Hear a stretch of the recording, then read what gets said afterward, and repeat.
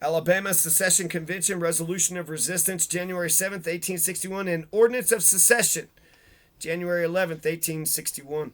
The longest paragraph of Alabama's short resolution says that Alabama secedes because the Black Republican Party won, and on the platform that slavery should not be extended into the territories and should eventually be ended within the existing states, an accurate statement of the Republican position. Whereas, the only bond of union between the several states is the Constitution of the United States, and whereas that Constitution has been violated both by the government of the United States and by a majority of the northern states in their separate legislative action denying to the people of the southern states their constitutional rights, and whereas a sectional party known as the Black Republican Party has in the recent election, they used to call Bass Reeves the Black Badge. Seems like anything they say is black is good. Black Badge, Black Republican Party. Cool. All right, I'm going to join that.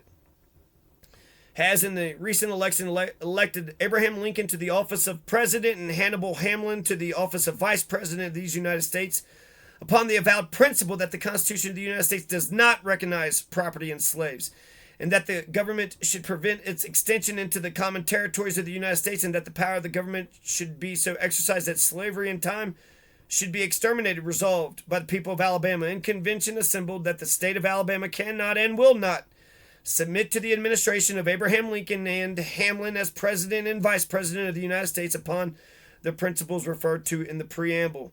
The first paragraph of Alabama's Ordinance of Secession also tells why, like South Carolina and other states, Alabama cites the election of Lincoln and actions by northern states, whereas the election of Abraham Lincoln, motherfucker, and Hannibal Hamlin, son of a bitch, to the offices of president and vice president of the United States of America by a sectional party avowedly hostile to the domestic institutions and to the peace and security of the people of the state of Alabama, preceded by many and dangerous infractions of the Constitution of the United States by many of the states and people of the northern section, is a political wrong of so insulting and menacing a character as to justify the people of the state of Alabama in the adoption of prompt and decided measures for their future peace and security.